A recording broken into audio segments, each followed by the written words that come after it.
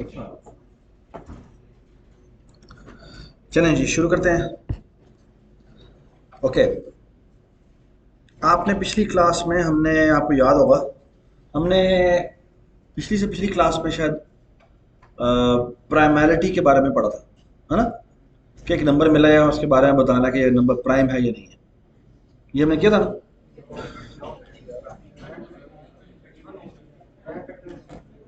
Prime factorisation भी की थी और प्राइम नंबर के बारे में भी किया था। कर लेते हैं।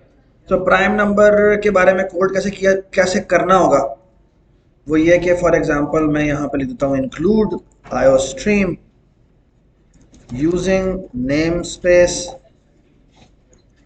std int main return 0। जी, हम यहाँ पे इंटीजर n बनाते हैं, सीन करवाते हैं n को, ठीक है। अब हमने चेक करना है कि ये नंबर जो है, हम इंट काउंट बनाते हैं इज इक्वल टू 0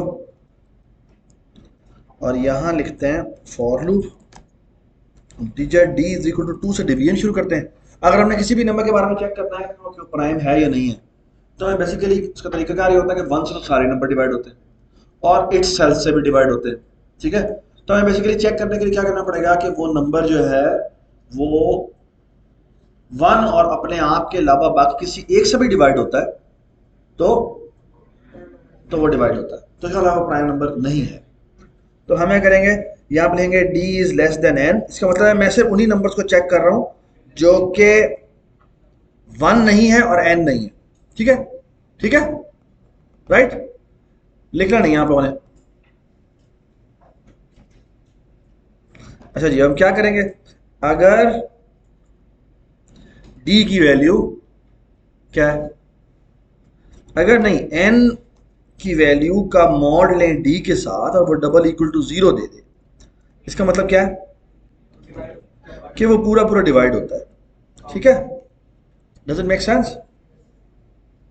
तो हम क्या करते हैं, यहाँ पे काउंट की वैल्यू प्लस प्लस कर देते हैं और लूप के बाहर जाके चेक करते हैं कि काउंट की वैल्यू क्या थी, ठीक है। अगर काउंट की value, if count is greater than 0, तो क्या कर दे, सी आउट कर दे n is a composite number, ठीक है। यहाँ पे हम एंड लिख देते हैं और बेशक ये लिखने की ज़रूरत नहीं है, एक ही स्टेटमेंट है तो हमें ब्लॉक डालने की ज़रूरत नहीं होती। एल्स सी आउट कर देते हैं क्या, n जी इज ए प्राइम नंबर, ठीक है। सही हो गया, ठीक है। सो फार सो गुड, शाबाशी।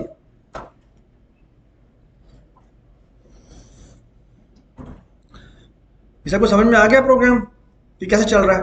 बेसिकली ये डिवीजन शुरू करता है 2 से लेकर कहां तक चेक करता है, लेस देन n तक सारे नंबरों से चेक करता है और देखता है अगर n जो है वो d से डिवाइड होता है तो काउंट में इंक्रीमेंट कर देता है और बाद में जाके चेक कर लेता है कि काउंट की वैल्यू क्या है। अगर काउंट की वैल्यू ग्रेटर देन 0 है तो वो कॉम्पोजिट नंबर है, और अगर वो काउंट की वैल्यू डबल इक्वल टू 0 होगी यानी एल्स में आया तो इसका मतलब क्या है कि वो प्राइम नंबर है। Does it make sense? कोई इशू तो नहीं है किसी को, है ना? अच्छा, अब मेरा एक सवाल है आपको। लेट्स से ये मेरा n एक नंबर आया और ये लेट्स से कुछ मैंने पीस ऑफ कोड यहां लिखा, मैं डॉट डॉट डॉट कर रहा हूं। डॉट डॉट डॉट का मतलब मैंने कोई भी कुछ भी लिखा है, ठीक है। और अब आगे जाके ना मुझे दोबारा जरूरत पड़ी कि मेरा एक इंटीजर m है, उसमें कोई वैल्यू है, आई डोंट नो कि क्या वैल्यू है, ठीक है, कोई भी वैल्यू है, ठीक है। लेट्स से ये एक बड़ा सारा नंबर है और मैंने इस नंबर के बारे में चेक करना कि जी ये प्राइम है या नहीं। क्या हुआ यार, ये क्या मजाक है?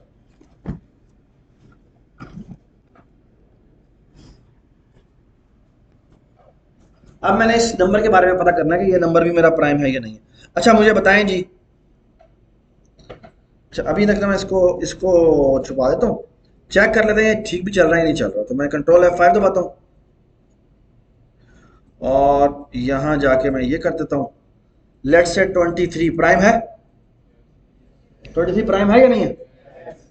Yes, 23 is a prime number. एक और चेक कर लेते हैं, मुझे बताएं 9 जो है वो प्राइम है? 9 इज अ कॉम्पोजिट नंबर। ठीक हो गया, सही है। तो अभी तक ठीक चल रहा है, ठीक है, ये मैंने प्रोग्राम लिख लिया। लेकिन आप मेरी बात सुने, मैंने अब नीचे जाके इस m के बारे में ही पता करना है ना, कि ये n जो है ये प्राइम है या नहीं है। आप बताएं क्या करें, मुझे क्या करना पड़ेगा? जी, मुझे क्या करना पड़ेगा? कोई बताए, आप में से कोई बताए। बल्कि ऐसा करें, ये खवातीन आप इधर चले जाएं, आप लोग इधर आ जाए जल्दी से। बैग वहीं पड़ रहे हैं, थोड़ी देर बाद मैं दोबारा मूव करूंगा। आप लोग उधर चले जाएं या इधर चले, सारे लोग प्लीज आप लोग उधर चले जाएं, ये लोग इधर आ जाए। और काइंडली आप लोग अगली क्लास में भी यहाँ बैठेगा और आप लोग यहाँ बैठेगा, फिर अगली क्लास में दोबारा स्वैप करना, ठीक है? मुझे इन लोगों से देख रहे हैं, मुझे नजर नहीं आते ये लोग।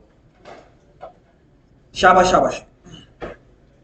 जब सोचते जाएं कि हमने m के लिए चेक करना है तो मुझे क्या करना पड़ेगा? प्लीज जल्दी आके बैठे, जल्दी बैठो उधर।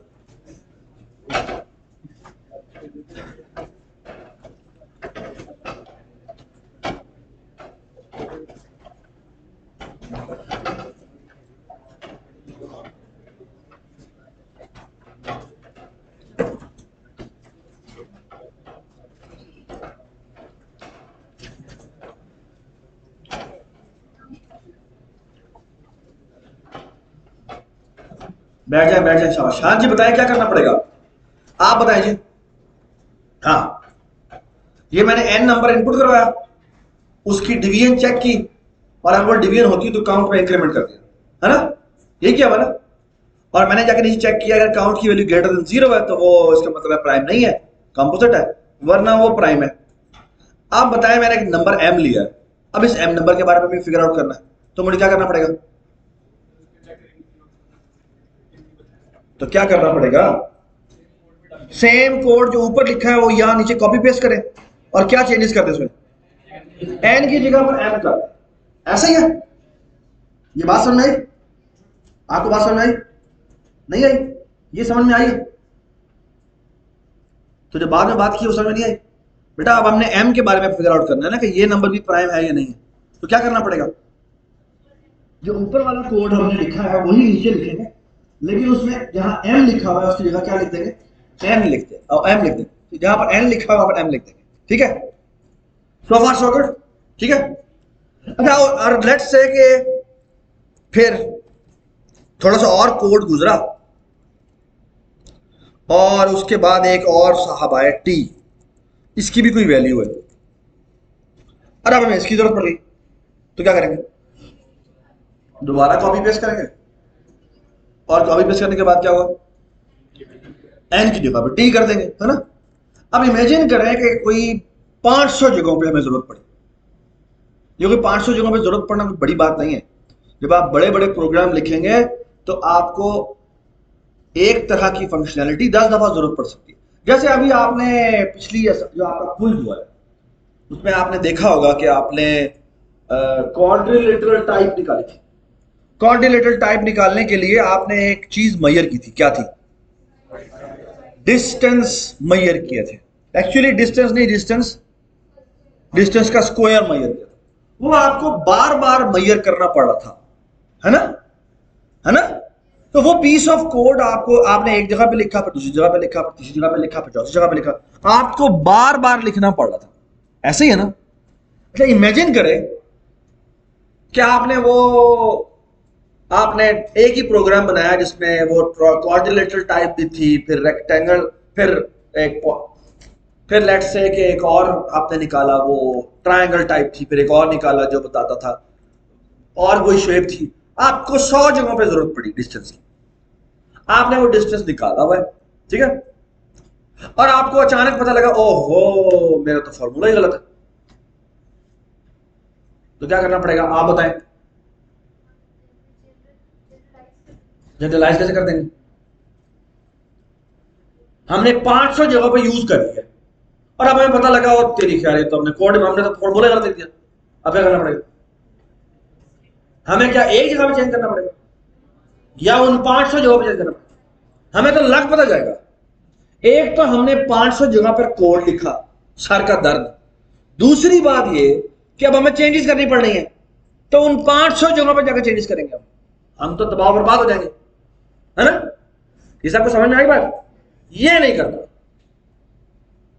अब जो इंपॉर्टेंट चेंज है हमारे कोडिंग स्टाइल में वो ये है कि हम एक पीस ऑफ कोड एक जगह लिखेंगे और ऐसे लिखेंगे कि उसको कहीं से भी कॉल किया जा सकता है।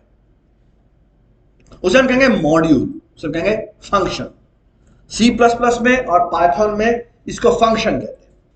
अच्छा होगा क्या, आप गौर से सुनेंगे क्या होगा। इसको हम ऐसे लिखेंगे कि आप ये तस्वीर नजर आ रही है आपको, आप इमेजिन करें कि ये एक ब्लैक बॉक्स, व्हाइट बॉक्स है, ठीक है, सही है? ये एक व्हाइट बॉक्स है, आपको इसका कोई नाम रखना है। सो इस पीस ऑफ कोड का आप कोई नाम रखेंगे। So for example let's say कोई भी नाम रख दें जी, मैं इसको फंक्शन नेम कह देता हूं। और आपको ये बताना पड़ेगा कि ये जो मैं मॉड्यूल बना रहा हूं, ये जो ब्लैक बॉक्स बना रहा हूं,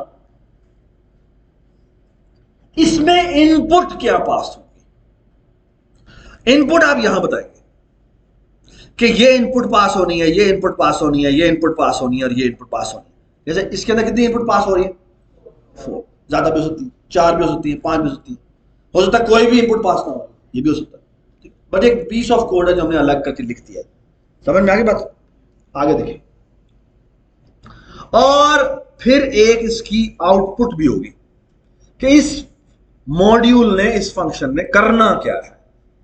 ओके, अभी मैं आपको एग्जांपल देता हूं, क्लियर हो जाएगा आपको मैं क्या कहना चाह रहा हूं। लेकिन 3 चीजें होती हैं इस फंक्शन के अंदर। फंक्शन का नाम, पैरामीटर लिस्ट, इसने किस किस के ऊपर प्रोसेस करना है, और इसने रिटर्न क्या करना है। इसने वैल्यू एक रिटर्न करनी होती है। रिटर्न की टर्मिनोलॉजी क्या है मैं भी आपको बताता हूं कैसे। मैं आपको एग्जांपल देता हूं। एग्जांपल आपके सामने है। फॉर एग्जांपल मैं कहता हूं ये एक मॉड्यूल है जो कि ना 4 नंबरों को ऐड करता है या 2 नंबरों को ऐड करता है। लेट्स से इसका नाम है ऐड, ठीक है। इसको ना इनपुट में 2 नंबर पास होते हैं और ये इन दोनों की एडिशन करके रिटर्न कर देता है, ठीक है। ये बात समझ आई?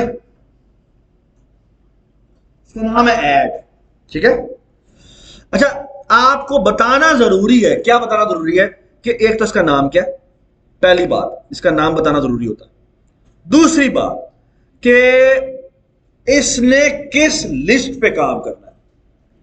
सो फॉर एग्जांपल ऐड लिख रहे हैं हम जो 2 इंटीजर ले, तो यहां पे हम लिखेंगे इंटीजर, यहां पे लिखेंगे हम इंटीजर। क्या लिखेंगे? इंटीजर। आप मुझे एक बात बताएं, आप बताएं जी, आपका नाम क्या है? नरवीन बेटा बताएं कि 2 इंटीजर्स को ऐड करें तो रिजल्ट क्या आता है? एक इंटीजर ही आता है। तो आप कहेंगे कि ये रिटर्न करेगा एक इंटीजर, ठीक है। ये जो हमने बनाया है इसे कहते हैं प्रोटोटाइप। क्या कहते हैं? और इस C++ में कैसे लिखते हैं इसको? ऐसे लिखते हैं। आप कहेंगे इसका नाम है जी ऐड, ठीक है, नजर आ रहा है सबको? इसकी ऐड है, पैरामीटर जो पास हो रहे हैं वो है int, comma int, okay, bracket खत्म। और यहां लिखेंगे कि इसने रिटर्न क्या करना है जी? रिटर्न करना है जी इंटीजर। ये बात सुनाई? मैं ऊपर दोबारा लिख देता हूं। लिखने का तरीकाकार क्या है? यहां पे आप लिखते हैं फंक्शन का नाम, फंक्शन नेम, और फंक्शन नेम स्पेस सेपरेटेड नहीं होना चाहिए, ठीक है। पाइथन में भी C++ में भी, दोनों में जो फंक्शन के नाम होते हैं वो स्पेस सेपरेटेड नहीं होनी चाहिए, ठीक है। ये हम फॉन्ट कलर चेंज कर लेते हैं ताकि आपको थोड़ा सा, ये फंक्शन का नाम होना चाहिए। यहां पे आपने जो पैरामीटर की जो लिस्ट पास होती है सिर्फ उनकी टाइप बतानी है। सो फॉर एग्जांपल यहां पे आप, ये फॉर एग्जांपल एक इंटीजर है, ये एक इंटीजर लेता है, ये एक फ्लोट लेता है, ये एक और इंटीजर लेता है, एंड सो ऑन। तो आप यहां लिखेंगे इंट, सेकंड है जी फ्लोट, ठीक है। थर्ड क्या है? थर्ड है integer and so on so. और सारों की टाइप बताना जरूरी है। तीसरी जरूरी बात, ये सारे जो पैरामीटर पास हो रहे हैं उन सब की लिस्ट की टाइप बताना जरूरी होती है कि ये वाला पैरामीटर इस टाइप का होगा, ये पैरामीटर इस टाइप का होगा। ठीक है। चाहे सारे इंटीजर है तो आप ये नहीं कर सकते कि एक इंट लिख के बाकी सारे लिख देते। जिस तरह हम आमतौर पर वेरिएबल डिक्लेयर करते हैं तो हम क्या लिखते हैं? इंट ए कॉमा बी कॉमा सी, ये लिखते हैं। यहां पर ये नहीं कर सकते। फंक्शन के अंदर आपको हर एक पैरामीटर की टाइप बताना जरूरी है। ये बात समझ में आ गई? ठीक है। फिर एक और जो जरूरी बात कि जो इसने रिटर्न करना है उसकी टाइप क्या है। सो फॉर एग्जांपल इंट है। ये बात समझ में आ गई? ठीक है। ये कोई भी, ये हम क्या बना रहे हैं? हम प्रोटोटाइप बना रहे हैं। आप कुछ एग्जांपल्स कर लेते हैं, फिर एक क्विज होगा आपका। काइंडली आप लोगों को मैंने कहा था कि आप कागज पेन निकाल के रखा करें, उसके ऊपर रोल नंबर आपने लिखा हो, क्योंकि 1 मिनट का क्विज होगा आपका जो अटेंडेंस होगी। Now here is the question. The question is कि एक मॉड्यूल बनाना है, एक फंक्शन बनाना है, एक फंक्शन बनाना है जिसका काम ये होना चाहिए कि फॉर एग्जांपल उसको एक पैरामीटर 2 पास हो, एक पैरामीटर 3 पास हो, तो वो कंप्यूट कर दे 2 की पावर 3। 2 की पावर 3 कितना होता है जी? 2 की पावर 3 कितना होता है जी? 8। तो वो रिटर्न कर देगा 8, यानी ये रिटर्न करेगा। और ऑफ कोर्स उसको पैरामीटर में क्या पास होगा? ये पास होगा। तो अब मुझे बताएं इसका नाम क्या होना चाहिए? इस मॉड्यूल का नाम होना चाहिए पावर। ठीक है। इस मॉड्यूल का नाम होना चाहिए पावर। इसको पैरामीटर में 2 इंटीजर पास हो रहे हैं, है ना? ये भी इंटीजर होगा, ये भी इंटीजर होगा। और रिटर्न क्या होगा? रिटर्न भी इंटीजर होगा। इसकी मैं प्रोटोटाइप लिखता हूं। प्रोटोटाइप ऐसे लिखेंगे, पावर, ये देखें पावर इसका नाम है, पैरामीटर लिस्ट होगी इंट कॉमा इंट। ठीक है। और यहां पे आप शुरू में आप लिखेंगे रिटर्न टाइप, यानी इसकी जो रिटर्न टाइप है वो ये है। ठीक है। यानी जो ये वाली चीज है वो यहां आ गई। ठीक है। तो पहले रिटर्न टाइप बताते हैं, फिर आप फंक्शन का नाम बताते हैं, फिर उसके अंदर बताते हैं कि पैरामीटर 1 की डेटा टाइप ये होगी, कॉमा पैरामीटर 2 की डेटा टाइप ये होगी। ये आपने क्या किया? ये आपने सिर्फ डिक्लेरेशन किया। क्या किया? डिक्लेरेशन का मतलब क्या है कि अभी आपने इस पावर को डिफाइन नहीं किया कि ये है क्या, ये आप बाद में डिफाइन करेंगे। ठीक है। तो मैं आपके सामने इसी कोड को चेंज करता हूं और इसको मैं हाइड कर देता हूं। इसको मैं मेन, ये देखिए मैं यहां लिखूंगा int power int comma int. ठीक है। ये जो मैंने लिखा है इसे कहते हैं प्रोटोटाइप। क्या कहते हैं? और फिर आप एक काम करेंगे, वो ये कि मेन से नीचे जाएंगे और यहां जाके अब इस पावर फंक्शन को लिखेंगे और यहां लिखेंगे कि भाई ये इंट है, इसमें एक पैरामीटर ए भेजा जाता है और एक पैरामीटर बी भेजा जाता है। अब आपने पैरामीटर के लिस्ट के जो वेरिएबल्स हैं उनको ना सिर्फ ये कि डेटा टाइप बतानी है, उनका नाम भी बताना है, क्योंकि अब आप इस मॉड्यूल को लिखने लगे हैं। ओके। अब आप गौर से मेरी बात सुने। जब आपने ये मॉड्यूल लिखने लगना है तो आपने इमेजिन करना है कि ये कहीं से भी कॉल हो सकता है।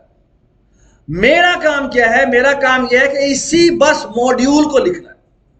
इसमें अगर ये इनपुट जाए तो इसको ये काम करना है। That's it.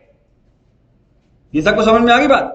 यानी अगर इसको ए और बी पास हो जाए तो इसका काम यह है कि ए को बी दफा मल्टीप्लाई करे, एक वेरिएबल में उसका आंसर स्टोर करे और क्या कर दे, और वो आंसर रिटर्न कर दे। सबको समझ में आ गई बात? तो हम वो लिखते हैं एंड मैं इसमें गलती करूंगा, आपने मुझे नहीं बताना। ओके। मैं यहां पे रिजल्ट बना रहा हूं, रिजल्ट में मैंने 0 रखा, मैंने ए को बी दफा मल्टीप्लाई करना है। यही होता है ना, A to the power B, यही होता है ना। तो मैं कहता हूं for loop I is counting and I is equal to 1, I is less than और equal to B, I plus plus, और यहां पे मैं एंटर दबा देता हूं और मैं यहां पे ये करता हूं कि रिजल्ट में हम कर रहे हैं इक्यूमुलेट, और इक्यूमुलेट कैसे करते हैं, रिजल्ट मल्टीप्लाई बाय ए कर देते हैं, ठीक है। तो ए रिजल्ट में कितनी दफा मल्टीप्लाई होगा, बी दफा मल्टीप्लाई होगा। Does it make sense? और यही होना चाहिए, सही है। और जब लूप खत्म हो जाए तो मैं यहां पे रिटर्न कर दूंगा क्या, रिजल्ट। ये बात समझ में आई? Everybody understand this? Okay, so far so good. Return क्या, रेज नाम लिखा मैंने, ये क्या है। अच्छा, अब मैं आपको बात बताता हूं। जब आप इस पावर मॉड्यूल को बना लेते हैं या कोई भी मॉड्यूल आप बना लेते हैं तो आप करते क्या हैं। सो फॉर एग्जांपल ये देखिए, मैं आपके सामने कोड लिख रहा हूं और अब ये मैं मेन का कोड लिख रहा हूं, ठीक है। सो फॉर एग्जांपल मैंने यहां पे इंटीजर ए बनाया जिसकी वैल्यू 2 है, बी बनाया जिसकी वैल्यू 3 है, सी बनाया जिसकी वैल्यू 4 है, ठीक है। अब लेट्स से कि ये मेरा एक इंटीजर आर है जिसकी वैल्यू है पावर, और यहां लिखेंगे हम ए कॉमा बी, ठीक है। बल्कि ऐसे करते हैं, इसका नाम चेंज कर देते हैं। लेट्स से ये कैपिटल ए कर देते हैं, ये कैपिटल बी कर देते हैं और ये कैपिटल सी कर देते हैं, ठीक है। अब होगा क्या, होगा ये कि जब मैं ये लाइन नंबर 2 चलाऊंगा तो int r is equal to, यहां पर ये पावर वाला मॉड्यूल कॉल हो जाएगा, और पावर वाले मॉड्यूल में ए की क्या वैल्यू है बेटा 2 और बी की क्या वैल्यू है 3, तो ये कॉल हो जाएगा। सो बेसिकली इस मॉड्यूल में इस छोटे ए में क्या वैल्यू आएगी 2 और इस बी में क्या वैल्यू आएगी 3, और ये जब चलाएंगे तो इसके अंदर 8 कंप्यूट होके रिटर्न होना चाहिए, क्या रिटर्न 8 होना चाहिए। और जब यहां पे रिटर्न होगा तो रिटर्न में जो वहां से रिटर्न हुई होगी वैल्यू वो यहां पर आ जाएगी, क्या होगी वैल्यू 8, तो आर में क्या आना चाहिए 8 आना चाहिए। समझ में आ गई बात।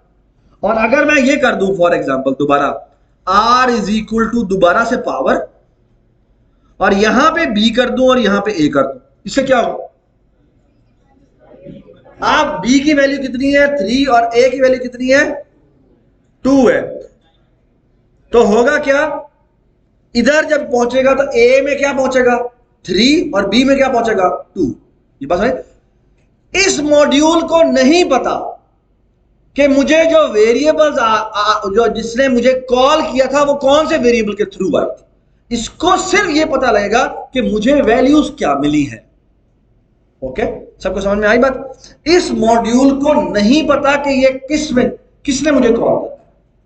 ये बिल्कुल ऐसे ही है कि आप अगर मॉडर्न इंडस्ट्रीज की बात करें तो आपने देखा होगा कि कई इंडस्ट्रीज ऐसी हैं जो कहती हैं भाई हम सिर्फ शीशे बनाते हैं, है ना। कई हैं जो कहते हैं हम इंजन बनाते हैं, कई हैं जो हम टायर बनाते हैं। अब टायर को नहीं पता कि वो किस कार में जाकर लगेगा, इंजन को नहीं पता कि वो किस कार का इंजन बनेगा। Does it make sense? शीशे को नहीं पता कि वो किस कार में जाकर लगना है। ये सबको समझ में आ गई बात, ठीक है। शायद इतनी अच्छी एग्जांपल नहीं दी मैंने, लेकिन that's what I wanted to explain, ठीक है। समझ में आ गई बात। इसको सिर्फ ये पता कि ए और बी में वैल्यूज आनी है, जो वैल्यूज आ जानी है कहां से आनी है डोंट केयर, ठीक है।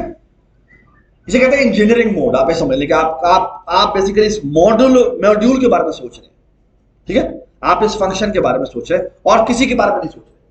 ओके, अच्छा अब मैं आपको इस प्रोग्राम को ना अच्छा अब आप गौर से बताएं ये इंट मेन क्या है, ये इंट मेन क्या है, ये भी एक फंक्शन जिसकी रिटर्न टाइप इंट है, नाम उसका मेन है और पैरामीटर में इसके कुछ भी नहीं जाता। ये बात समझ आई? Everybody understand?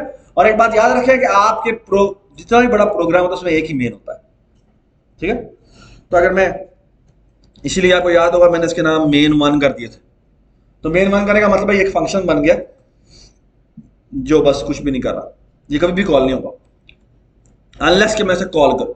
ठीक है, तो ये देखिए जी मैंने एक और कॉल किया, मैंने यहाँ पे इंट मेन एक दोबारा बनाया और मैं क्या करता हूँ रिटर्न 0 कर देता हूँ और यहाँ पे जाके इंट m बनाता हूँ जिसकी वैल्यू 2 है, n बनाता हूँ जिसकी वैल्यू 3 है। ठीक है, अच्छा जी इधर आ जाए यार, आप इधर आ जाए, बाहर आ जाए। Int r is equal to power m n और यहां कर देते हैं सी आउट r। इधर आ जाओ,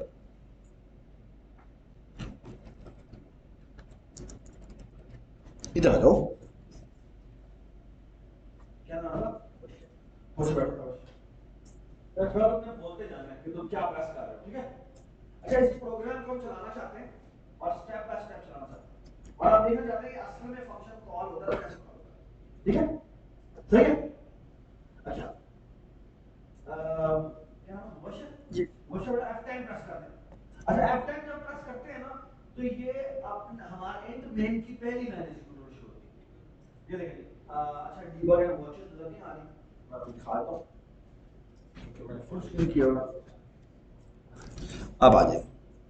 अच्छा ये देखिए आप लाइन नंबर 10 के अंदर आ गए है ना। आपका नाम क्या है? लाइबा। लाइबा बेटा मुझे ये बताएं कि m में वैल्यू लिखी हुई है 2, n में वैल्यू लिखी हुई है 3, तो यहां पे 0 0 क्यों आ रही है? 0 0 क्यों आ रही है?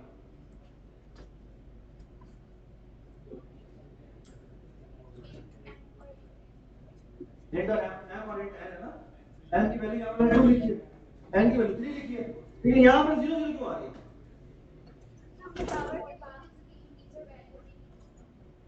बेटा नहीं, मैं कह रहा हूं m यहां पे m और m मान रहे हैं ना दो वेरिएबल, m में 2 लिखा हुआ है, m में 3 लिखा हुआ है, तो यहां मुझे बताएं कि यहां पे 0 0 क्यों लिखा हुआ है? यार आप ना वो माउस ले जाओ, हाँ बताएं बेटा। आपको नजर आ रहा है m में क्या वैल्यू लिखी हुई है? 0, n में क्या वैल्यू लिखी हुई है? 0। मैं सब लाइन नंबर 10 पे हूं, होना तो ये चाहिए था कि n की वैल्यू 2 होती, n की वैल्यू 3 होती, ऐसी होना चाहिए ना, लेकिन वैल्यू नहीं आ रही, 0 0 पड़ी हुई। क्यों आप बताएं। शाबाश, क्योंकि लाइन नंबर 10 अभी तक एग्जीक्यूट नहीं हुई, तो एक्चुअली जो उसके अंदर वैल्यू पड़ी हुई है वो गार्बेज है। अब आप F10 प्रेस करेंगे, देखना में वैल्यू चेंज हो जाएगी। F10 प्रेस करेंगे, ये देखिए 2 3 वैल्यू हो गई। तो एक बात याद रखिए, जब भी आप किसी ब्लॉक में आते हैं, ठीक है, जितने भी वेरिएबल्स होते हैं, देखिए हालांकि इंट r अभी बनने के लिए जा रहा है, वो r पहले बना पड़ा, तो जितने भी वेरिएबल उस ब्लॉक के होते हैं वो पहले बना देता है। सबको बात समझ आ रही? लेकिन उनमें वैल्यू क्या पड़ी होती है? गारबेज होती है। जब तक कि वो इनिशियलाइजेशन स्टेप से नहीं गुजरता तब तक क्या होता है? उसमें गारबेज ही पड़ा। ठीक है, ऑलराइट जी। आप ऐसा करें, ये है लाइन नंबर 12 है। अब अगर लाइन नंबर 12 को मैं चलाने लगा हूं, अच्छा अगर F10 का मतलब होता है कि ये लाइन एग्जीक्यूट कर, ठीक है, अगर मैं F10 प्रेस कर दूंगा तो होगा ये कि लाइन नंबर 12 पूरी एग्जीक्यूट हो जाएगी। पूरी एग्जीक्यूट होने का मतलब क्या है कि वो पावर मॉड्यूल पूरा एग्जीक्यूट हो जाएगा। ये सबको समझ में आ रही बात? पूरा पावर वाला मॉड्यूल एग्जीक्यूट हो जाएगा और उसके और आर के अंदर वैल्यू आनी चाहिए। क्या आनी चाहिए? 2 की पावर 3। 2 की पावर 3 कितना होता है? 1। तो आर में वैल्यू आनी चाहिए 2 की पावर 3।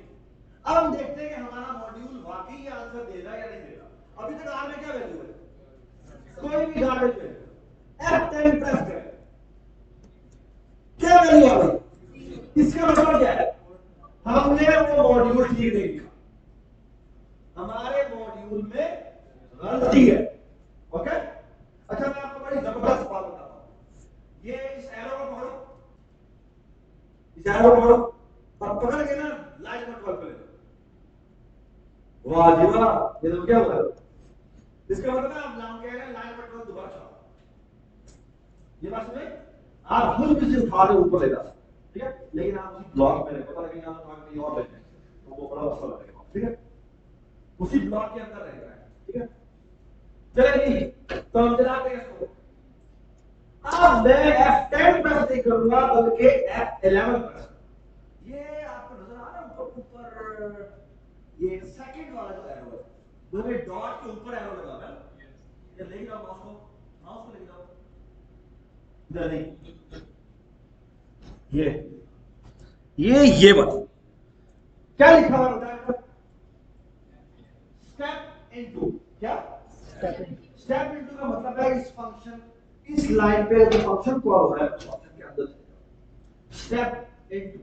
और अगर आप इसके साथ वाला जो है उस पे एरो लेके जाए तो ये स्टेप ओवर का अगर तस्वीर देखें तो लिखा हुआ है डॉट और उसके ऊपर से एरो जा रहा है, उसके ऊपर से एरो जाने का मतलब है पूरा एग्जीक्यूट करना। तो हमने F10 प्रेस पहले किया था, तो हमें F11 प्रेस करना है क्योंकि हम इस फंक्शन के अंदर देखना चाहते हैं कि क्या हो रहा है। जी F11 प्रेस करें। देखिए मैं इस फंक्शन के अंदर आ गया हूं, ए में क्या आना चाहिए था 2 और बी में क्या आना चाहिए था 3, ये चेक करें क्या आया, तो गलत आ गया। क्यों गलत आया? क्योंकि अभी उस ब्लॉक के अंदर एंटर नहीं हुए, जैसे ही एंटर होंगे वो वैल्यू रिसीव हुई, ठीक है, अभी सिर्फ डिक्लेरेशन हुई। F10 प्लस पहले देख रहे हैं आप लाइन पर अगले में ये रिसीव हो गया 2 3 वैल्यू रिसीव हो गई सबको, नजर आ रहा है सबको, ठीक है। अब हम कंप्यूटेशन स्टार्ट करते हैं।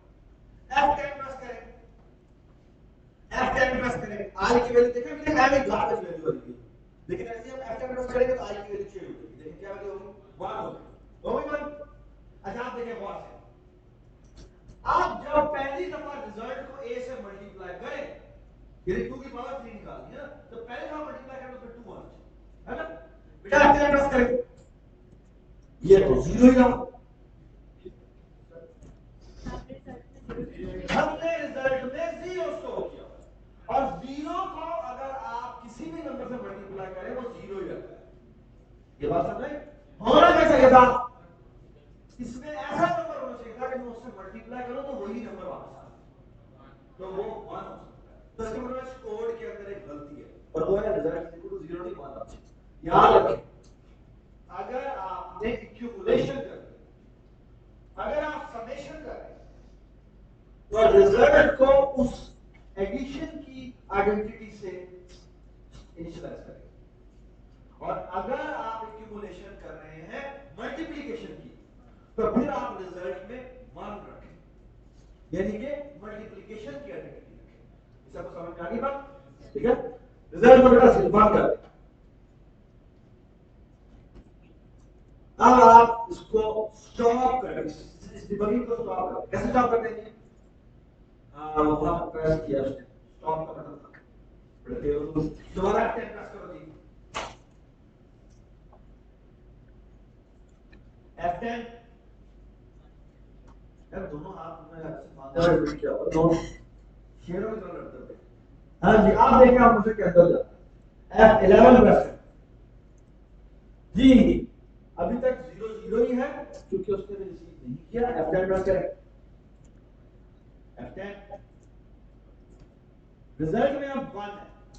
अब जब पहली दफा चलाएंगे देखना ए वाली वैल्यू से आ रही है, क्या लिखेंगे F10 2 आ गया, अगली दफा चलाएंगे i की वैल्यू 2 हो जाएगी, F10 करें, रिजल्ट में क्या आ जाएगा, ठीक है।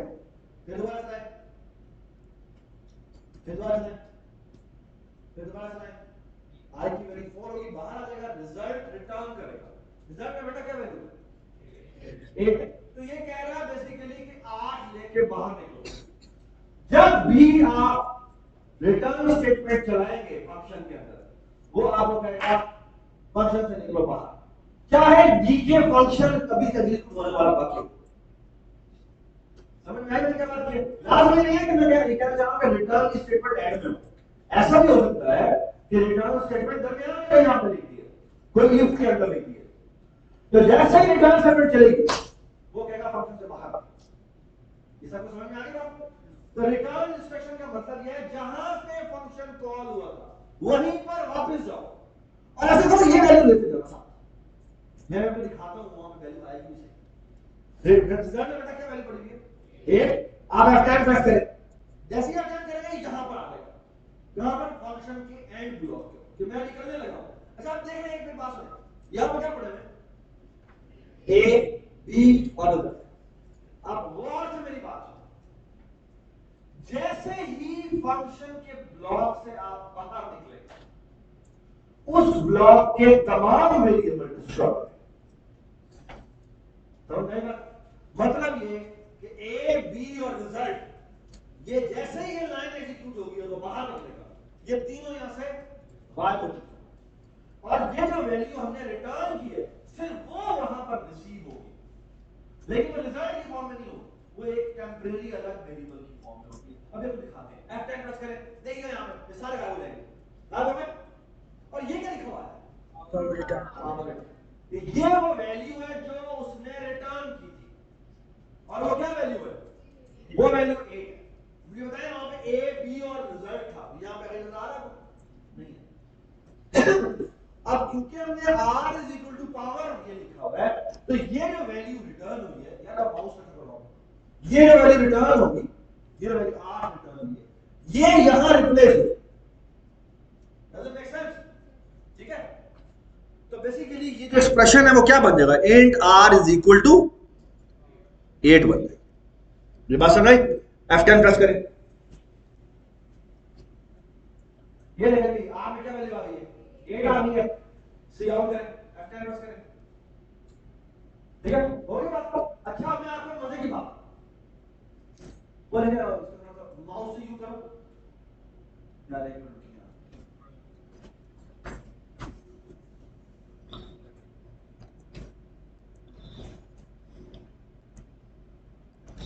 ये नजर आ रहा सबको? ठीक है, तो ये देखें मैं ना एक दफा दोबारा इसको ऊपर ले जाता हूं, दोबारा से क्या हो, दोबारा एग्जीक्यूट हो, ठीक है। मुबशिर आप बैठे, शाबाश, इधर यार आप जाओ।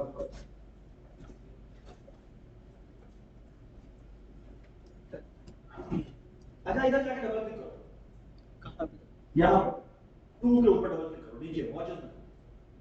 अरे डबल क्लिक करेंगे तो यहाँ पे आ जाएगा, इसका मतलब है आप इस वेरिएबल की वैल्यू ड्यूरिंग एग्जीक्यूशन चेंज कर सकते हैं। इसको ना ऐसे करें 3 कर, अच्छा एंटर मार, अब ऐसा करें नीचे n की वैल्यू चेंज कर दें, इसको 4 कर दें। आप डिबगर कहां पे रुका हुआ है, लाइन नंबर 12 एम और एन की वैल्यू चेंज हो चुकी है ना, चेंज हो चुकी है ना। अब अगर मैं दोबारा इसको फॉर्म कर दूं तो क्या होगा, ए में क्या रिसीव होगा 3 और बी में क्या रिसीव होगा, F11 प्रेस करें, देखिए आता है,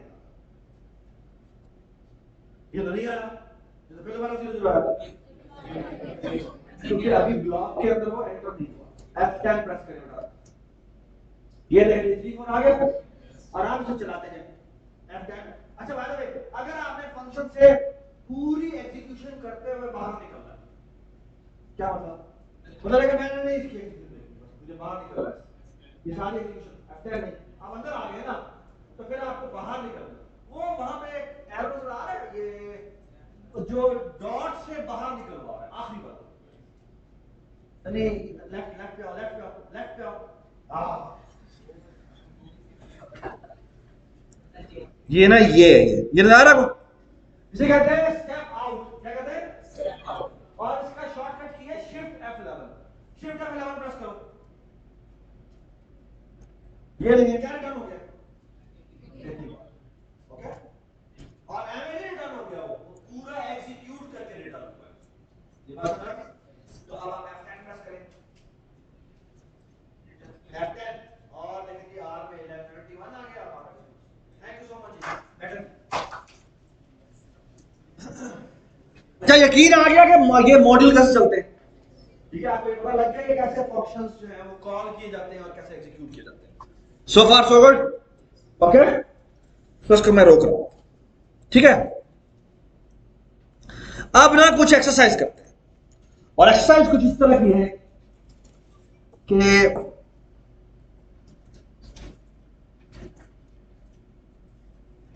मुझे बताएं ये मॉड्यूल जो है डिस्टेंस मॉड्यूल, ये डिस्टेंस हमने कंप्यूट किया था, कहां कंप्यूट किया था बताएं मुझे? क्वाड्रिलेटरल टाइप, रेक्टेंगल टाइप और सॉरी ट्रायंगल टाइप में कंप्यूट किया। अच्छा, ये जो डिस्टेंस मॉड्यूल अगर मैं लिखूं तो इसको क्या क्या पैरामीटर पास होने चाहिए बताएं जी? कितने पैरामीटर पास होने चाहिए? 4। इंटीजर, इंटीजर, इंटीजर और इंटीजर। रिटर्न टाइप क्या होनी चाहिए? गलत।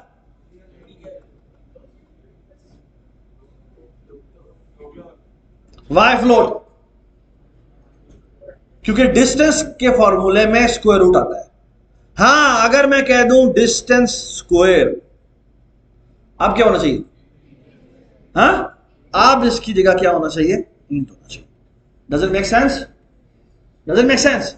बट अगर मैं कह दूं कि मैंने डिस्टेंस स्क्वायर निकालना है, लेकिन जो इनपुट में पैरामीटर जा रहे हैं वो जी फ्लोट है, यानी कि जो कोऑर्डिनेट एक्सिस है वो 1.5, 1.2 इस तरह हो सकता है। अगर ये सारे के सारे फ्लोट हैं तो आप मुझे बताएं कि जो रिटर्न टाइप होगी वो क्या होगी? वो भी फ्लोट होगी। ये बात सुन रहे? इधर आ जाए। अगर मैं कहूं कि मैंने एक मॉड्यूल लिखना है जो ये करे कंप्यूट, क्या? फैक्टोरियल। फैक्टोरियल पता है ना क्या होता है? 5 फैक्टोरियल क्या होता है?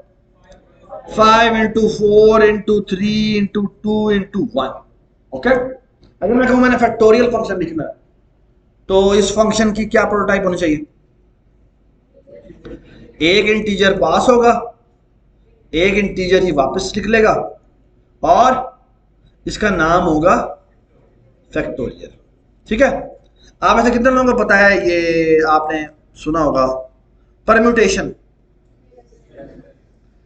परम्यूटेशन में कितने पैरामीटर पास होते हैं? 2। एक होता है n और एक होता है r। और ये क्या रिटर्न करता है? नंबर ऑफ पॉसिबिलिटीज रिटर्न करता है कि कितनी पॉसिबल अरेंजमेंट बनती है। तो इसकी रिटर्न टाइप क्या होगी? इंटीजर हो।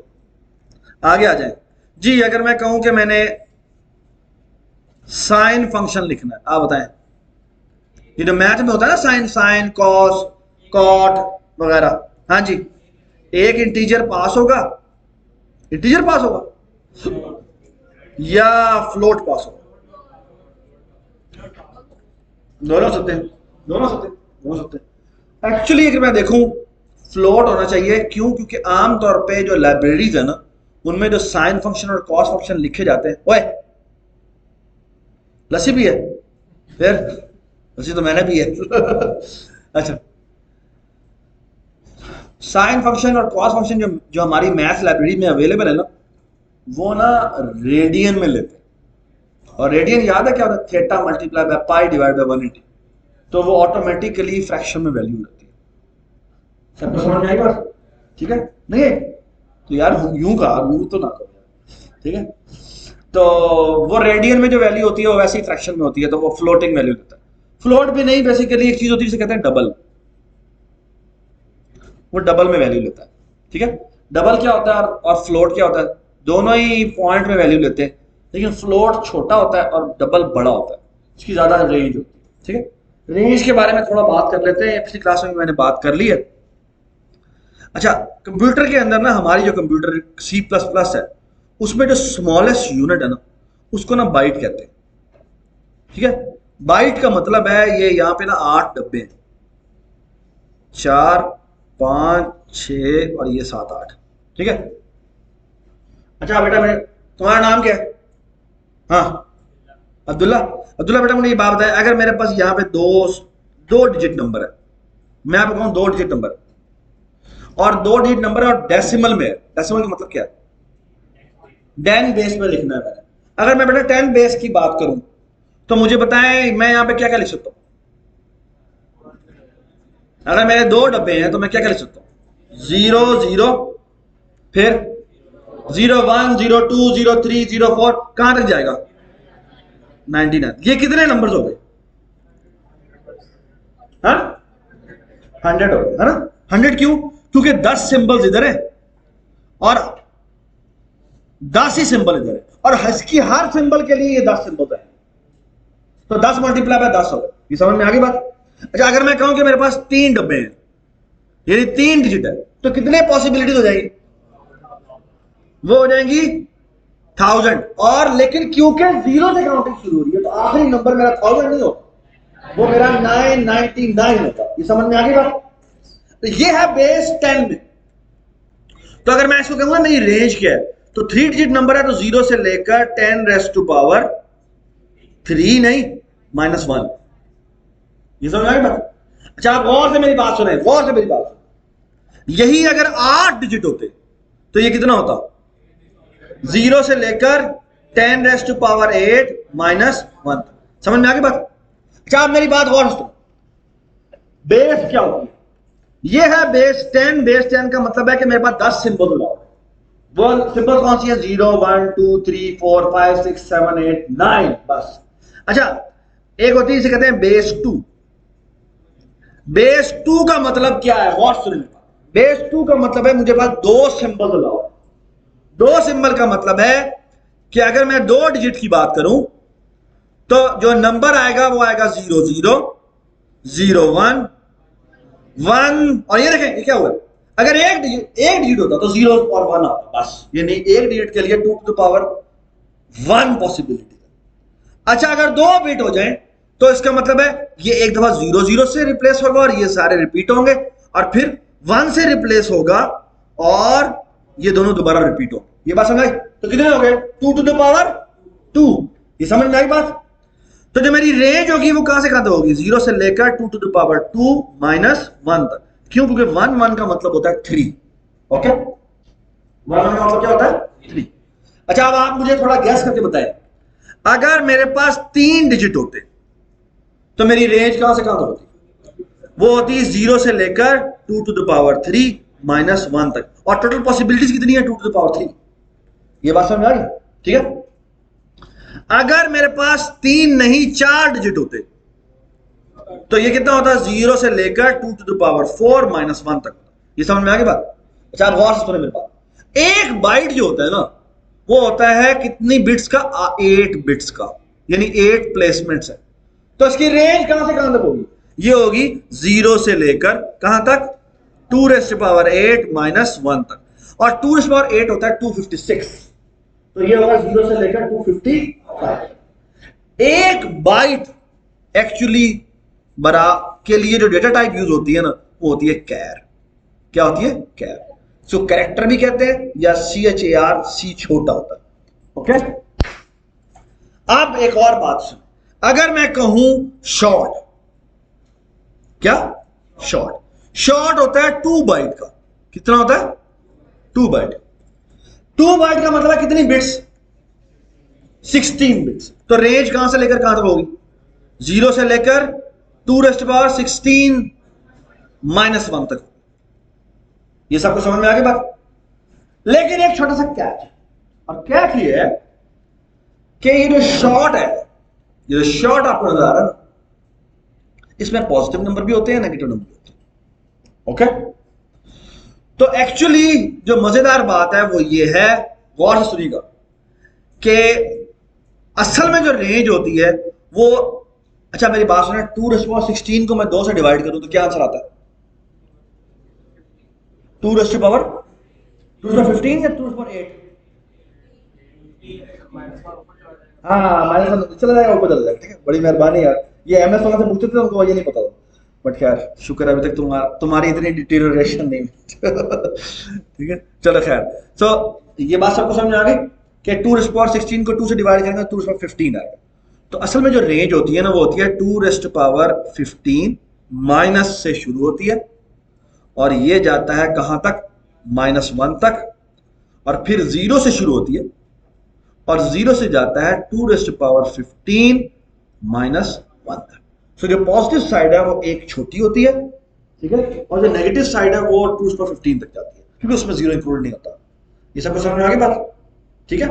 अच्छा, आप अगर मेरी बात सुनो, मैं अगर इंट की बात करूं, बाय द वे इंट जो होता है ना, उसका असल नाम था लॉन्ग इंट। क्या था? Long int. जिसको शॉर्ट करके लोगों ने लॉन्ग भी कहना शुरू कर दिया या इंट कहना शुरू कर दिया। तो लॉन्ग, लॉन्ग इंट, इंट एक ही बात है। ठीक है। ये होता है कितने बाइट का? ये होता है 4 बाइट का। कितने बाइट का? 4 बाइट। और ये वैल्यू किसके बराबर, इसकी रेंज कहां से कहां तक होती है? ये 32 बिट्स का होता है। तो ये माइनस में 2 raised to power 31 से शुरू होगा, कहां तक जाएगा? 0 तक जाएगा, और फिर 0 से चलेगा और 2 raised to power 31 -1 तक जाएगा। ये बात समझ? अब इसी तरह एक और डेटा टाइप होती है जिसे कहते हैं लॉन्ग लॉन्ग। लॉन्ग लॉन्ग जो होता है ना, वो 8 बाइट का होता है। कितने बाइट का होता है? और इसका मतलब 64 बिट्स होती हैं, तो जिसकी रेंज होती है वो 0 से लेकर 2 raised to power 63 तक जाती है, और ये जाती है 2 raised to power 63 -1 तक। सबको समझ में आ गई बात? ठीक है, ठीक है। इसी तरह एक और डेटा टाइप होती है जिसे कहते हैं फ्लोट। ठीक है, ये आपका होमवर्क है, थोड़ा सा मैं बता देता हूँ आपको। फ्लोट में बेसिकली क्या होता है, क्योंकि इसमें रियल नंबर्स होते हैं। क्या होते हैं? Real number. तो ना आपको याद होगा, आपने याद है बचपन में पढ़ी थी साइंटिफिक नोटेशन। तो साइंटिफिक नोटेशन में क्या होता है, यहाँ पे लेते हैं 2 पॉइंट, लेट्स से 200123 लिखता हूँ मैं, और 0.5 लिख, तो 0.3 लिख देता हूँ। तो ये इसको हम लिखते हैं कैसे? 2.001233 into 10⁻⁴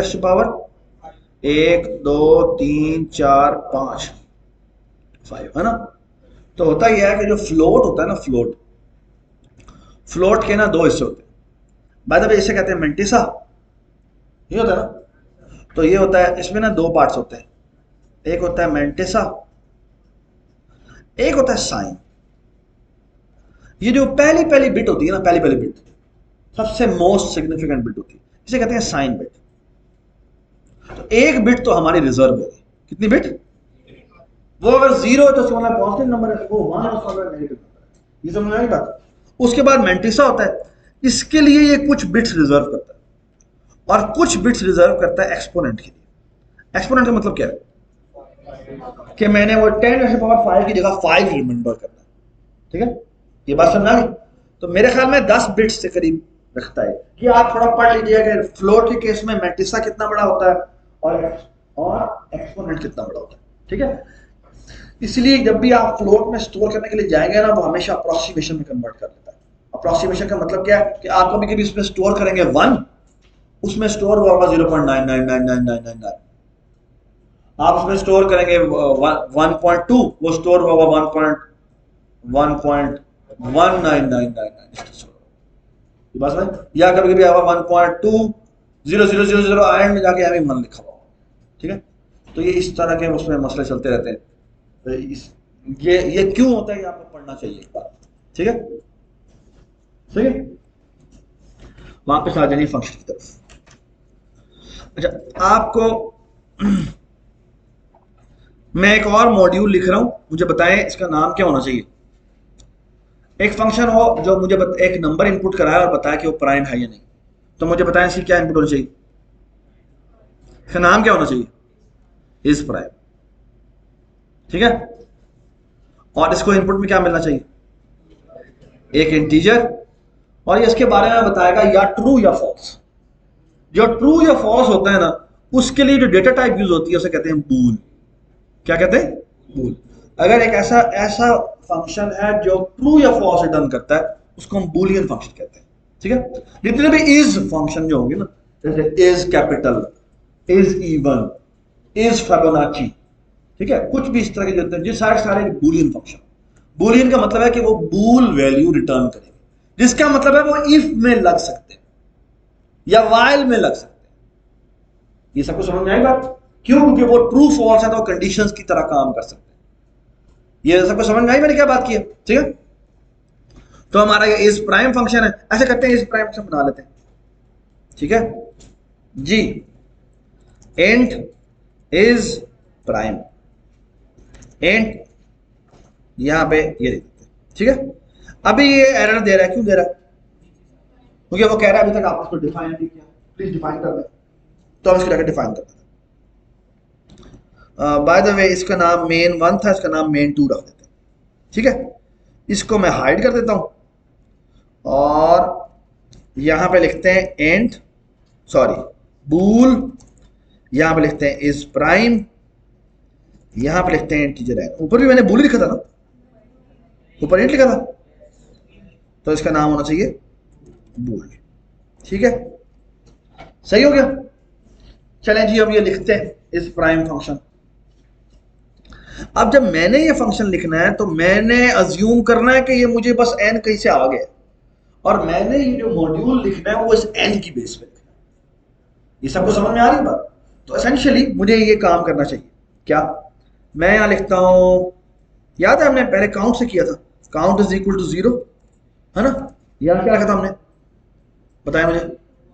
for loop integer d is equal to 2 से शुरू किया, d is less than n तक गया, डी प्लस प्लस, और यहां क्या किया, इफ का नहीं, इफ एन का मॉड निकाला डी के साथ, ठीक है। अगर ये डबल इक्वल टू 0 आ गया, यानी ये एन जो है वो डी से डिवाइड हो जाता है, और डी शुरू में 2 है, 3 है, चलता जाएगा आगे। अगर डी से डिवाइड हो जाए तो हम काउंट में कर देते हैं प्लस प्लस, और बाहर आके चेक करते हैं कि अगर काउंट की वैल्यू डबल इक्वल टू 0 है तो ये क्या कर दे, रिटर्न कर दे ट्रू, और एल्स में क्या रिटर्न कर दे, रिटर्न कर दे फॉल्स।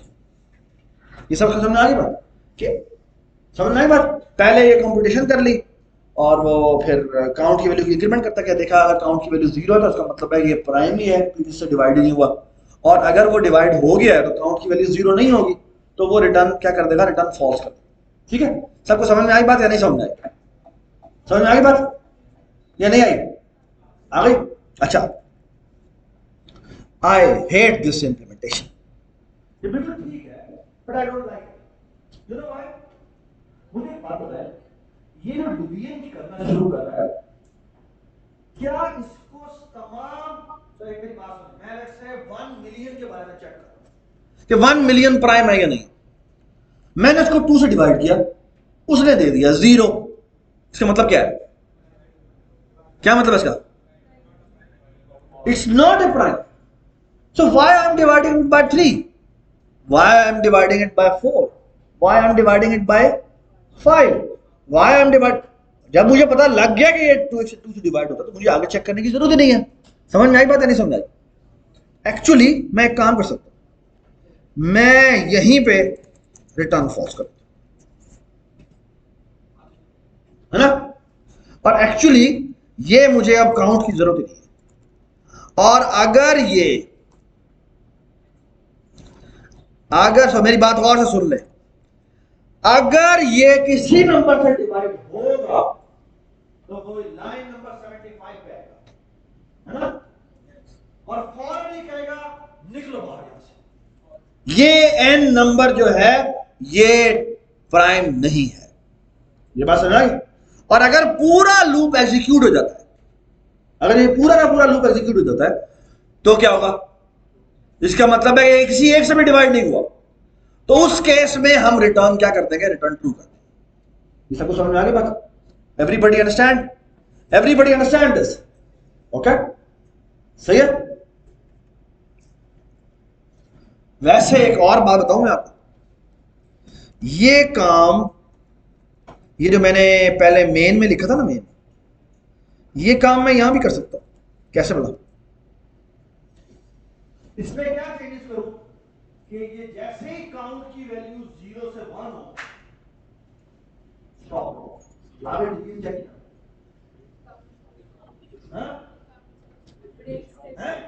नहीं ये नहीं। तो हम यहां पे जो एंड कंडीशन है तो साथ ही जगह लिखते हैं count is double equal to 0, ठीक है? एंड तो आप जैसे ही काउंट की वैल्यू 1 होगी तो ये वापस आएगा, ठीक है? डी में वो इंक्रीमेंट करेगा, लेकिन चूंकि काउंट की वैल्यू 1 हो चुकी है, ब्रेक होगा, यहां आएगा, बताया। So we can do this as well. ये सबको समझ में आ गई बात? ये सबको समझ में आ गई बात? ठीक है। बाय द वे एक और स्टेटमेंट भी होती है जिसे कहते हैं ब्रेक स्टेटमेंट, ठीक है, and I don't like it, ठीक है। ब्रेक कंडीशन हम नहीं लगाएंगे, ठीक है। शायद आगे लगा दें लेकिन अभी नहीं लगा। अभी I want you to remember this कि कैसे कंडीशन ऐड करके इसको रोका जा सकता है। ये बात समझ में, ठीक है। सबको समझ में आ रही है कि मैंने कैसे रोका इसको, ठीक है। यानी उसी कंडीशन के अंदर लगा दिया कि अगर काउंट की वैल्यू कभी भी 0 से 1 हो तो आगे जाने की जरूरत ही नहीं है, वापस बात निकल आओ बाहर। ये बात समझ, ठीक है। और यहां फंक्शन बनाते हुए तो मसला ही कोई नहीं है, जैसे ही डिवाइड हो फौरन निकल जाओ बाहर, ठीक है। समझ में आएगा, ठीक है भाई। इसको चेक करना है, एक और इंट मेन बनाते हैं, इसको मेन 2 कर दिया हमने, यहां पे गए इंट मेन में बनाए, एक मिनट, और रिटर्न 0 इंट n CNN, और यहां कर देते हैं। अब गौर से देखें मैं क्या कर रहा हूं। अच्छा, एक और जबरदस्त बात, ये हमने इस प्राइम बनाया है ना, कुछ हमारे फंक्शंस होते हैं, कुछ हमारे फंक्शंस होते हैं, हो सकता है इसको कुछ इनपुट मिले, आई डोंट नो, लेकिन ना वो रिटर्न कुछ भी नहीं करते, वो रिटर्न कुछ करते ही नहीं। फॉर एग्जाम्पल अगर मैं आपको कहूं कि there is a very, if you can make something like this, draw rectangle. अब ड्रॉ रेक्टेंगल को कितनी चीजें पास होंगी, 4 या 8? 8 या 4? 4, क्योंकि वो रेक्टेंगल है ना, तो एक्चुअली उसको सिर्फ टॉप लेफ्ट कॉर्नर और बॉटम राइट कॉर्नर बताने की जरूरत है, क्योंकि वो एक्सिस पैरेलल है। एक्सिस पैरेलल क्या होता है कि उसकी जो एक्स की वैल्यूज हैं वो एक्सिस के ऊपर पड़ी नहीं। अगर मैं हॉरिजॉन्टल साइड्स देखूं तो वो एक्स एक्सिस पे पड़ी हुई है, और जो वर्टिकल साइड है वो वर्टिकल एक्सिस के अलाइंड है। इसे कहते हैं एक्सिस पैरेलल रेक्टेंगल, क्या कहते हैं, एक्सिस पैरेलल रेक्टेंगल, ठीक है।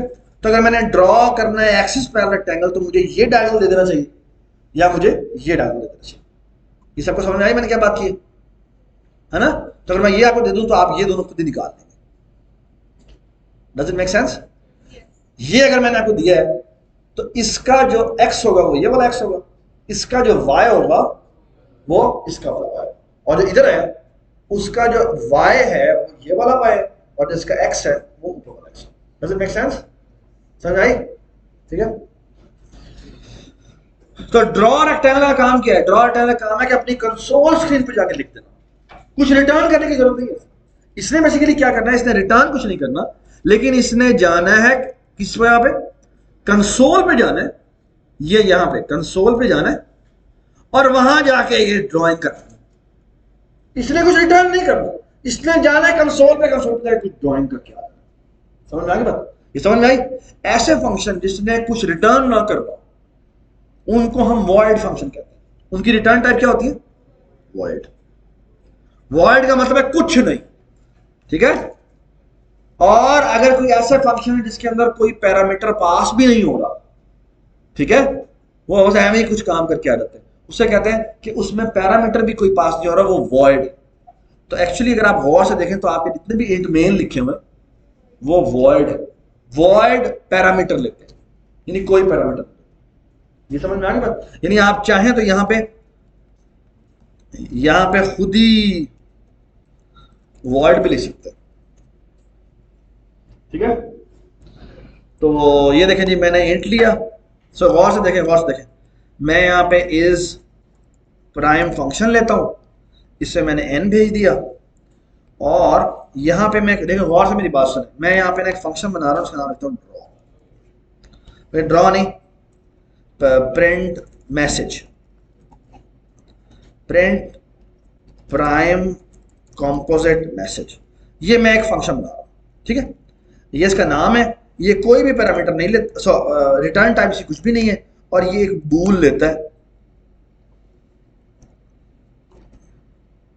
p, ठीक है। और बाय द वे यहाँ पे आप चाहें तो p लिख सकते हैं, लिखते हैं तो ना लिखें, और ये देखिए जी, मैं यहाँ गया, यहाँ जाके मैं इस फंक्शन को डिफाइन कर देता हूँ और यहाँ पे इसका नाम p है जी। अगर p में अगर p है यानी क्या मतलब, अगर उसकी वैल्यू ट्रू है तो मैं सी आउट करूंगा क्या, n is a prime number, ठीक है। और एल्स में क्या लिखूंगा बेटा, सी आउट n, हाँ जी क्या गलती आ रही है, इज ए कंपोजिट नंबर, ठीक है। क्या मसला है बेटा इसमें, हमें इसके अंदर p तो भेजना ही था, साथ एक इंटीजर n भी भेजना था, ये बात समझ आ गई। तो हम इधर आते हैं वापस, इसकी पहले ये चेंज करते हैं, यहाँ पे जाके इंट लिख देते हैं, ठीक है। और यहाँ पर ये जो प्राइम नंबर ने रिटर्न किया था वो तो हम भेजते ही भेजते हैं, साथ उसके n भी भेज देते हैं। ये समझ में मैंने क्या किया कि मैंने ये जो मैसेज वाला फंक्शन है वो कॉल किया, उसके अंदर एक n भेज दिया और इस प्राइम ने जो रिटर्न किया वही मैंने साथ, ठीक है। ये जो प्राइम, ये अगर वो प्राइम होगा तो ट्रू पास होगा, और अगर वो प्राइम नहीं होगा तो क्या पास होगा, सेकंड पैरामीटर फॉल्स पास होगा। यानी इसका मतलब क्या है, आप एक फंक्शन के अंदर फंक्शन भी कॉल कर सकते हैं, ये बात समझ में आ गई, ठीक है।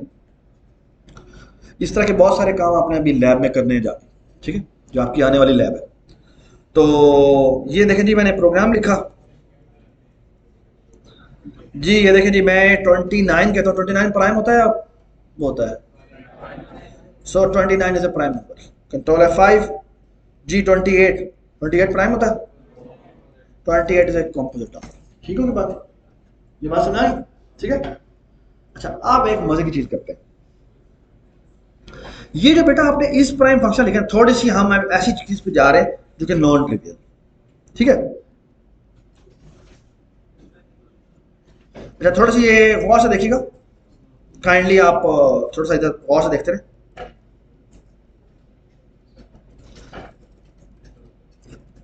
ये तो इस प्राइम लिखा है, मुझे बात है कल के में कौन बताएगा, आप बताएं, आपका नाम क्या, अरशद, अरशद, हाँ हाँ हाँ,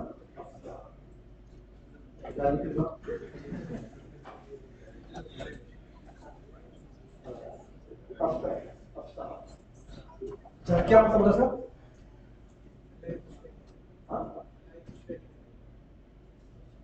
अफसर ने बताया कि आप किसी नंबर को 2 से डिवाइड करते हैं, है ना, और वो पूरा पूरा डिवाइड हो जाता है, तो उसका मतलब है 2 से डिवाइड होता है ना, चलें क्या मैं लेट्स से 100 लेता हूँ, 2 से डिवाइड होता है तो 50 से डिवाइड होता है ना। लेकिन अगर कोई नंबर 2 से डिवाइड नहीं होता तो क्या होगा, n/2 से डिवाइड होता नहीं होगा, n/2 से जो बड़े नंबर है उनमें किससे डिवाइड होगा,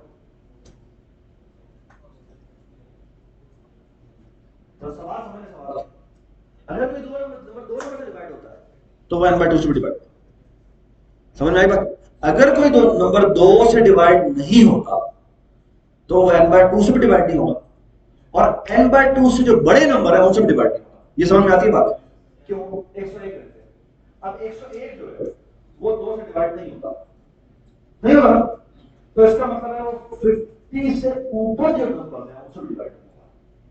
ये समझ में आएगा बात, एवरीबॉडी अंडरस्टैंड दिस, किसी को ये समझ में नहीं आई बात तो वो हाथ खड़ा कर देता,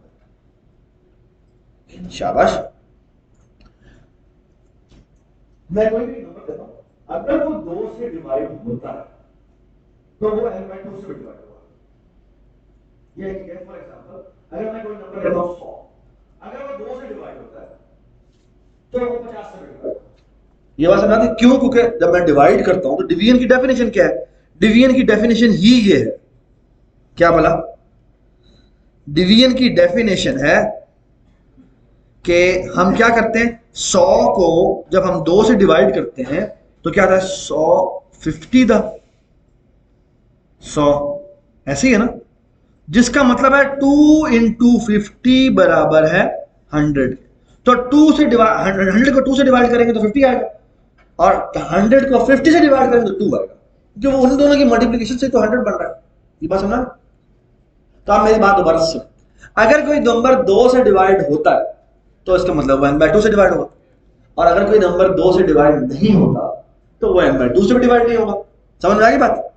ये समझ में आ गई बात? इसका मतलब है, और अगर कोई नंबर n/2 से डिवाइड नहीं होता तो n/2 से जो बड़े नंबर है उनसे भी डिवाइड नहीं होगा। क्यों? क्योंकि उसका पहाड़ा पढ़ेंगे, उसको पहाड़ा कैसे होता है, कोई भी नंबर से पहाड़ा पढ़े, t1 दा t2 दा क्या होता है, वो डबल हो जाता है। अब n/2 को डबल करें तो वो उस नंबर के बराबर पहुंचना था। अब अगर n/2 से कोई बड़ा नंबर है तो जब मैं उसको डबल करूंगा तो वो n से क्रॉस कर जाएगा। Does it make sense? Does it make sense? ठीक है। इसका मतलब है अगर कोई नंबर 2 से डिवाइड करें और वो 2 से डिवाइड ना हो तो इसका मतलब है कि मुझे n/2 से ऊपर चेक करने की जरूरत है। ये समझ में आती है बात? ठीक है, समझ में आ गई बात? Everybody understand this? तो मैं एक चीज करने लगा हूं, और वो चीज ये देखे क्या है, मैंने ना नहीं मचा देनी है, ठीक है। ये देखे जी, मैं एक काम करता हूं, मैं भी कोड लिख रहा हूं वो गलत है। मैं कहता हूं n को सबसे पहले चेक कर लो कि 2 से डिवाइड होता है। अगर वो 2 से डिवाइड होता है ना तो रिटर्न कर दो फॉल्स। ठीक है, ठीक है। और अगर वो 2 से डिवाइड नहीं होता ना तो ऐसा करो, लूप लगाओ n/2 तक का। ठीक है, नहीं वो जब नीचे आएगा 84 वाली लाइन अगर नहीं चली, इसका मतलब 2 से डिवाइड नहीं हुआ, इसका मतलब है आप मुझे loop d is less then n/2 तक लगाने की जरूरत है। ये समझ में आई बात? ये बात समझ में आई या नहीं समझ आई? सो फार सो गुड। अच्छा, इसी आर्गुमेंट को मैं एक्सटेंड कर सकता हूं। अगर कोई नंबर 2 से भी डिवाइड नहीं होता, 3 से भी डिवाइड नहीं होता, इसका मतलब है कि मुझे n/3 से ऊपर है ना। जिसका मतलब है मैं यहां पर लिखूंगा कि अगर कोई 2 से डिवाइड हो या मैं n mod 3 कर दूं, अगर वो डबल इक्वल टू 0 है तो रिटर्न फॉल्स कर दे, और यहां से मैं n/3 से मुझे ऊपर जाने की जरूरत है। ये सब समझ में आएगा या नहीं समझ आएगा? क्योंकि अगर मैं n/3, अगर पहला नंबर था 2 से डिवाइड करें तो n/2 आता है अगला फैक्टर, और अगर मैं 3 नेक्स्ट नंबर लूं इंटीजर डिवीजन का तो जो उसका मतबादल बनता है दूसरा क्वोशंट वो n/3 बनता है। क्या हुआ है? हाँ, इसका मतलब है कि मुझे n/3 और n/2 के दरमियान में कोई नहीं मिलेगा, और n/2 से n तक के दरमियान में भी कोई मिलेगा अगर वो नंबर 2 से भी डिवाइड नहीं होता, 3 से। सबको ये बात समझ आ गई? इसका मतलब है मैं एक और काम भी कर सकता हूं, और वो ये है कि अगर मैं n mod 5 ले लूं तो यहां पर मुझे 5 से पीछे जाने की जरूरत नहीं है, आगे जाने की जरूरत है। ये कुछ देख रहे हैं क्या होगा? इसका मतलब है अगर मैं 7 के साथ लगा दूं तो क्या होगा? तो मुझे यहां से n/7 से आगे जाने की जरूरत है। ठीक है, ये सब समझ में आ रही क्या हो रहा है? एक और जरूरी बात, ये मैंने गलत लिखा, इसमें छोटी सी बात है, और वो ये है कि अगर वो नंबर खुद ही 2 तो फिर तो मर गए, है ना, और वो नंबर खुद ही 3 हो या 5 हो या 7 हो फिर तो मर गए, है ना।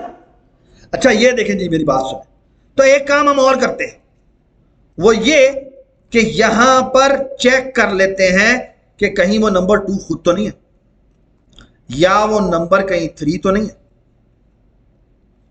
अगर वो नंबर 2 है या 3 है या 5 है तो तुम ऐसा करो, उसको रिटर्न ट्रू कर दो। समझ आएगा? अगर वो नंबर 2 है या 3 है या 5 है या 7 है तो फिर तो लिखो, समझ आएगा? ठीक है। बाय द वे, इसको आगे भी एक्सटेंड कर सकते हैं, 7 पे भी ले जा सकते हैं, 11 पे ले जा सकते हैं, है ना। सवाल ये है कि इन ए वे हम एक बड़ी मजे की चीज कर सकते हैं।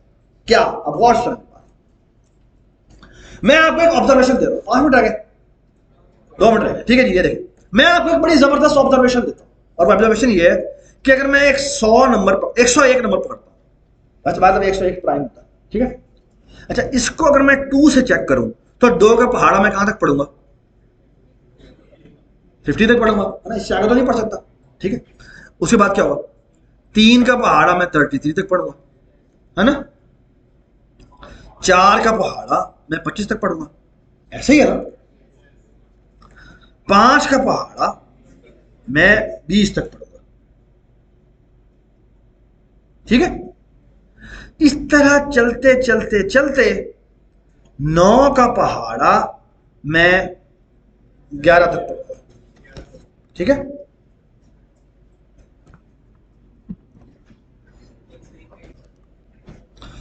जी, 9 का पहाड़ा मैं 11 तक पढ़ूंगा, है ना।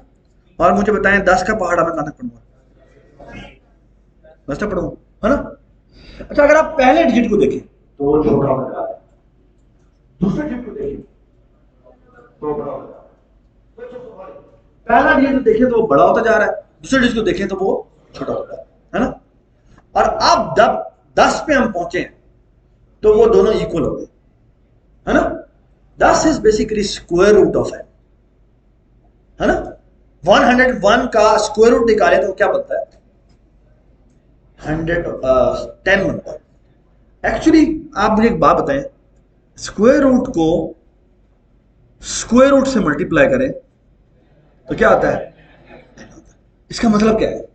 इसका मतलब है कि एक्चुअली मुझे डिवीजन चेक करनी है स्क्वायर रूट ऑफ n तक। अगर स्क्वायर रूट ऑफ n तक मुझे कोई भी नंबर नहीं मिला जो डिवीजन कर सके तो इसका मतलब क्या है? वो प्राइम। ये बात समझ आ गई? इसका मतलब है ये जो हमने लूप लगाए थे ना, ये लूप हमने ऐसे ही मारे हुए हैं, इसको हम आराम से एक काम कर सकते हैं। ये जो सारे मैंने एक से लगाए थे, इसकी दिखाने की जरूरत नहीं, ठीक है। हम एक काम करते हैं, मैं यहां पर लिखता limit is equal to SQRT, ठीक है। SQRT D सॉरी n, और यहां पे मैं लिख देता लेस देन और इक्वल टू लिमिट, ठीक है। ये बात है ना।